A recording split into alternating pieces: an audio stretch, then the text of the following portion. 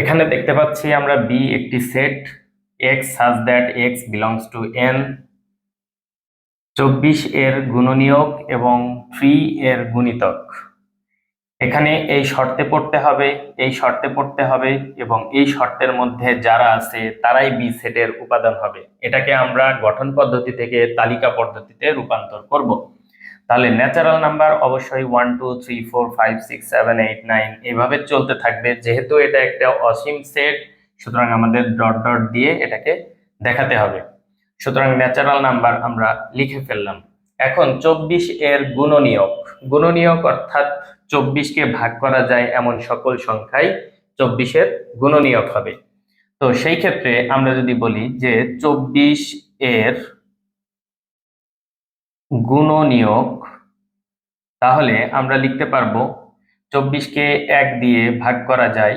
যদি 1 দিয়ে ভাগ করি তাহলে 24 পাওয়া যায়। সুতরাং 24 দিয়েও যদি 24 কে ভাগ করি তাহলে 1 পাওয়া যাবে। তাহলে 24 একটা গুণনীয়ক এবং 1 একটা গুণনীয়ক। 24 যেহেতু জোড় সংখ্যা, তাহলে 2 দিয়ে নিশ্চয়ই ভাগ করা যাবে। 2 দিয়ে ভাগ করলে আমরা পাবো হচ্ছে 12। সুতরাং 12 দিয়ে যদি ভাগ করি তাহলেও পাবো আমরা কত? 2। এরপরে 3 দিয়ে যদি ভাগ করি তাহলে 3 8 পাবো। সেই ক্ষেত্রে 8 দিয়ে ভাগ করলেও আমরা 24 কে ভাগ করতে পারবো, অর্থাৎ তখন উত্তর পাবো 3। এরপরে যদি আমরা 5 দিয়ে ভাগ করতে যাই, 5 দিয়ে ভাগ হবে না।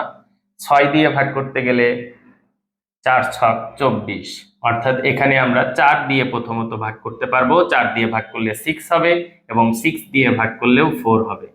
সুতরাং এটা হচ্ছে আমাদের 24 এর গুণনীয়ক। এখন যদি আমরা যাই 3 এর গুণিতক। 3 এর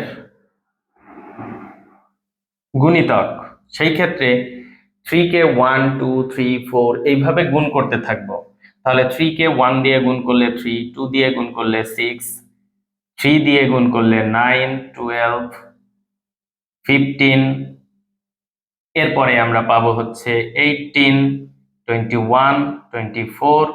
এইভাবে আমরা পেতে থাকবো, অর্থাৎ অসীম পর্যন্ত এই সেটটা যেতে থাকবে। যেহেতু গুণনীয়কের ক্ষেত্রে সর্বোচ্চ মান আমাদের 24, সুতরাং এখানেও আমরা 24 পর্যন্ত নিয়েছি। তো এখন আমরা দেখি যে ন্যাচারাল নাম্বারের মধ্যে 1 2 3 4 এইভাবে তো চলতেই থাকবে। আমরা 6 পর্যন্ত লিখেছি। এরপরে চলবে 24 এর গুণনীয়ক, এখানে আমরা লিখেছি, এবং 3 এর গুণিতক লিখেছি। এবং 3টা শর্তের মধ্যেই যেটা পড়েছে সেটা হবে আমাদের বি সেটের উপাদান।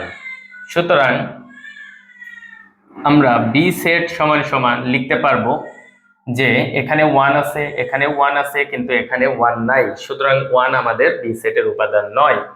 2 আছে, 2 আছে, বাট 2 নয়, নাই। সুতরাং 2 আমাদের বি সেটের উপাদান নয়। 3 3 এবং 3, তাহলে 3 কে আমরা বলতে পারবো যে বি সেটের উপাদান। 4 4, বাট 4 নাই।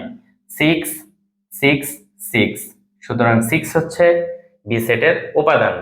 এরপরে যদি আমরা দেখি 8, এখানে 8 নাই। 8 অবশ্যই ন্যাচারাল নাম্বার, যদিও আমরা লিখি নাই, ডট ডট দিয়ে রেখেছি, কিন্তু এখানে আমাদের নাই। তাহলে 12, এটাকেও আমরা বলতে পারি এটাও ন্যাচারাল নাম্বার।